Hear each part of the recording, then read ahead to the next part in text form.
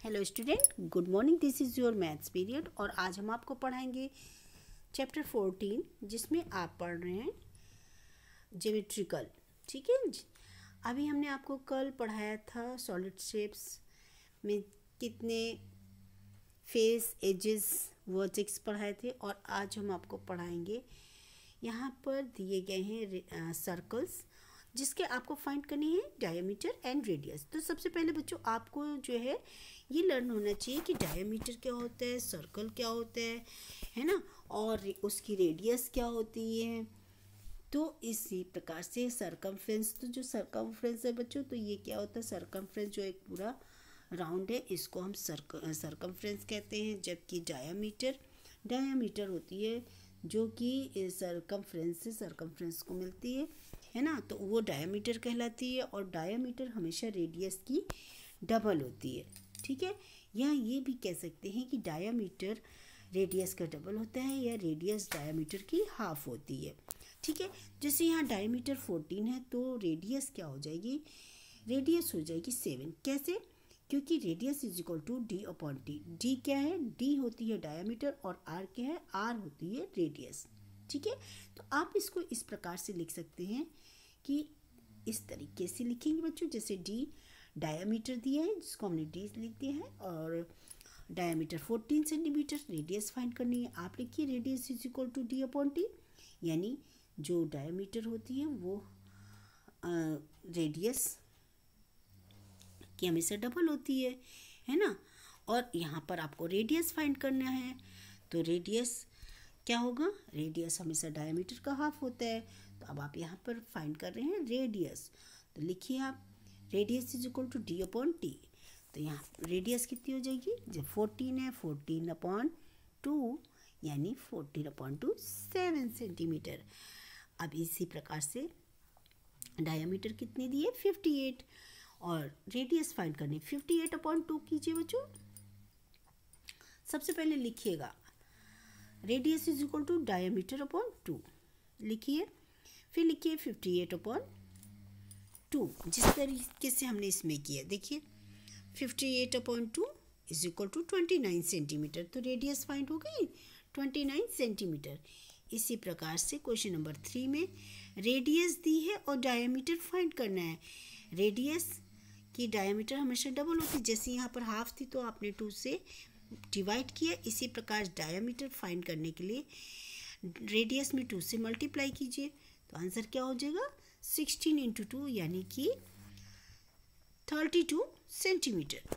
और अब यहाँ पर कुछ आपको स्टेटमेंट दिए गए हैं जिन्हें आपको पढ़ना है और ये बताना है कि ये ट्रू है फॉल्स है। ऑलरेडी रेडी यानी रेडियस को कह रहे हैं, ठीक है। All radii of the same circle are different length, तो बच्चों ये तो बिल्कुल फॉल्स है। ठीक है, all radii the same circle are the different length, जबकि होता क्या है all radius of the length. इस तरीके से अगर हम आपको कह दें लिखना है तो इस तरह लिख दीजिएगा all radius of the same circle are the same length. Okay, इसी प्रकार से अब आप दूसरा पढ़िए radius is twice the length of the diameter. बच्चों अभी हमने आपको क्वेश्चन नंबर ए जो है कराया है, उसमें हमने आपको क्या पढ़ाया है कि radius is half the length of the diameter, है ना, डायमीटर की हाफ होती है और यहाँ पर कितना दिया ट्वाइस, इट मीन्स ये भी फॉल्स है। A circle has one and only one diameter, no circle has, देखिए वन नहीं होते हैं। अब आप यहाँ पर देखिए सर्कल हैज़ क्या लिखा है, one and one only diameter. कैसे? अब यहाँ पर आपको देखिए क्वेश्चन नंबर 2 में जो दिख रहे हैं सर्कल में ये डायमीटर हैं जो कि सरकमफ्रेंस से सरकमफ्रेंस तक जा रही लाइन पूरी, वो सब क्या है डायमीटर है। डायमीटर में क्या होता है बच्चों, उसमें एक से अधिक कई डायमीटर हो सकती हैं, जैसे उसमें रेडियस हो सकती है अधिक, इसी प्रकार से डायमीटर भी कई हो सकते हैं, है ना, जिनकी हम काउंटिंग भी नहीं कर सकते हैं।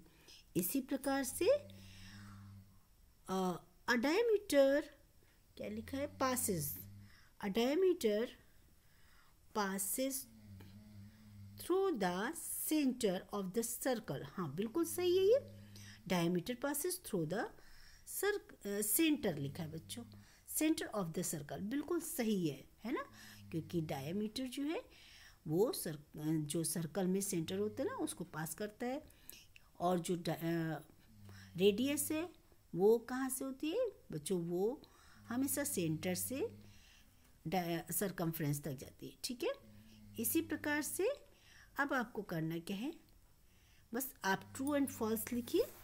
ठीक है, बाकी जो क्वेश्चंस है जैसे यहाँ पर आपको find the radius of circle, तो रेडियस कैसे फाइंड करेंगे बच्चों, जैसे यहाँ पर डायमीटर दिया हुआ है ना, तो रेडियस कैसे फाइंड करेंगे, रेडियस फाइंड करने के लिए फाइंड द रेडियस जिसकी डायमीटर दी है तो 7/2 हो जाएगी, 53/2 है, 16/2 एंड 80 सेंटीमीटर अपॉन 2, सभी को 2 से डिवाइड कीजिए।